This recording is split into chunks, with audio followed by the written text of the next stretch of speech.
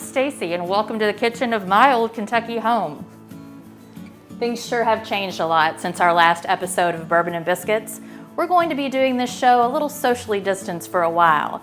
I'm here at my kitchen, and Jessica, my co-host, is making batch cocktails at hers. We're going to get together a little later for a socially distanced gathering on my deck.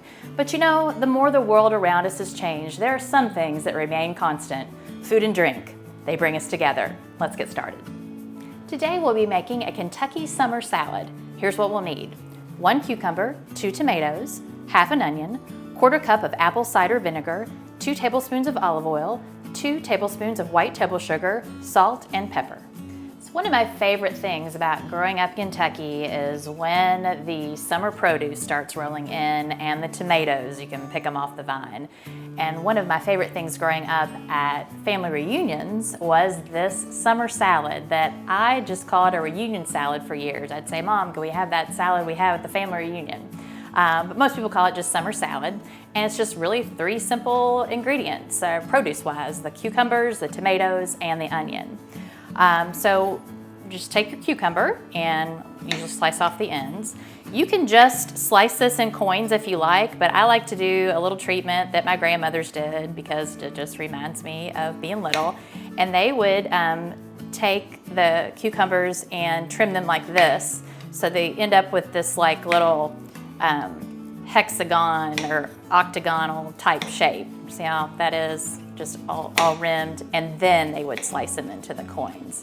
And I don't know, I'm sure that's a really good cucumber, and that's probably where all the vitamins are and everything, but this just makes me happy to do it this way. So that's what we're gonna do. So I'm gonna tell you another little fun story about this.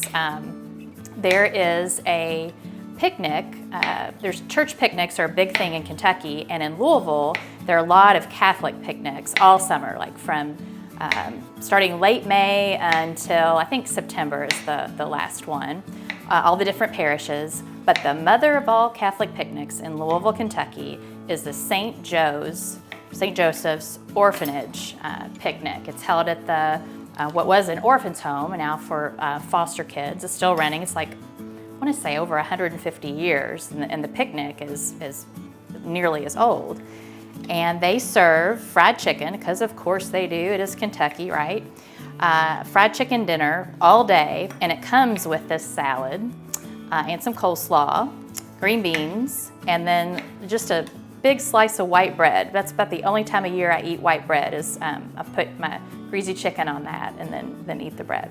But they serve the salad, and something I always look forward to in August. Okay, I'm gonna cut up the remainder of this produce, and then we'll just come back and show you how it's all mixed together. Okay, the hardest part of this recipe was cutting up the produce, which we have done, and I want to make a note about that. This was a serving for like a dinner party of 4, family of 4, and it really depends on the ratio of things you like. With a half an onion I had a really large onion, so I really only ended up using like 1/3 of it because I didn't want to overpower it. If you like cucumbers more than the tomatoes and want that more cucumber forward, use 2 cucumbers. But this was the ratio that I wanted. And of course, this recipe can be doubled and quadrupled if you're taking it to your family reunion. Now we're just gonna make the marinade for it. It's just really quick. We've got the apple cider vinegar. You could also use white distilled vinegar if you preferred. Olive oil, again, you can use canola if you wanted to. It's probably what my grandmothers would have used.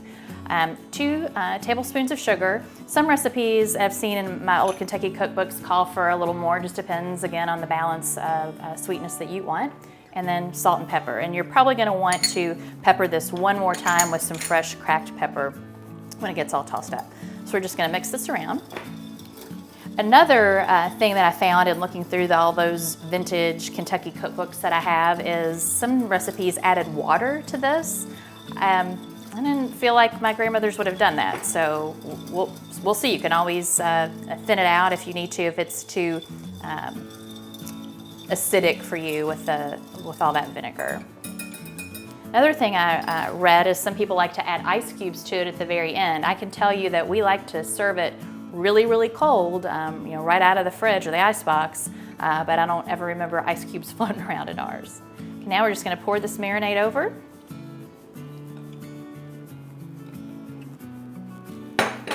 we're just gonna mix this up. And then I called my mom right before this episode, as I often do, to get a reminder what my grandmothers would have done. And she said definitely needs a couple hours. So you wanna make this a couple hours before dinner, but preferably wanna let this marinate in the fridge overnight.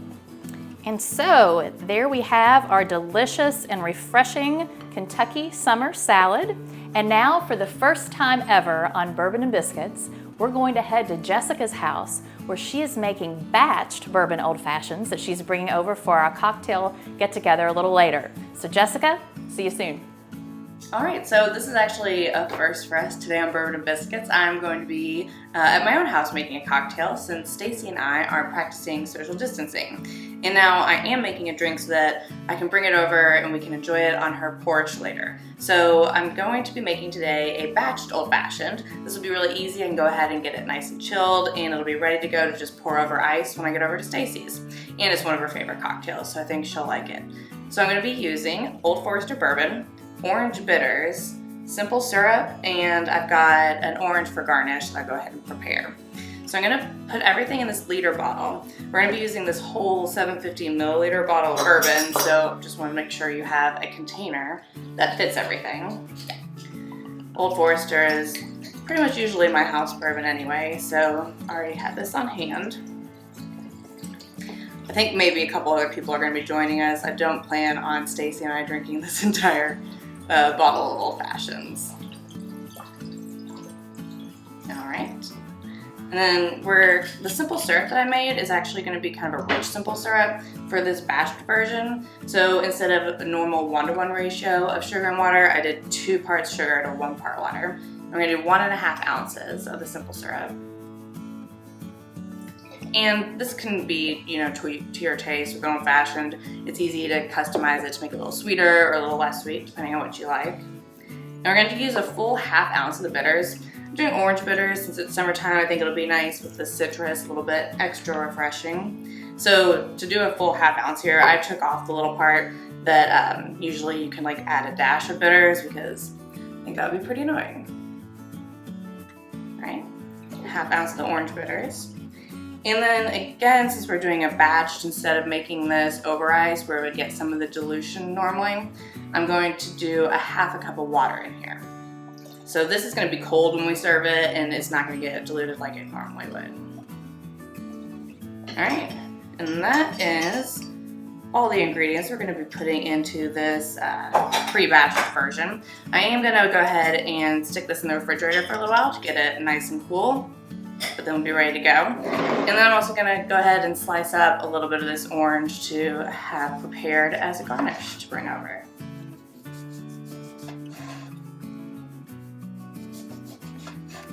So this is super simple. I think it'll be nice, refreshing, and we'll be able to quickly enjoy this without having to make a cocktail later. All right. Jessica, I'm thrilled to see you after months of only on a Zoom call. Yes, it's nice to lay eyes on you in real life. Yes, welcome. I guess we'll be doing this, these socially distanced episodes, until the rains come in, right? I guess so, yeah. Well, at least it was easy to go ahead and make a pre-batch cocktail, though, so perfect. Easy to bring over and didn't even travels need well, to right? dirty up your kitchen. Right. Can't wait to taste it. I'll get out the summer salad later, maybe with some fried chicken. Yeah. Cheers.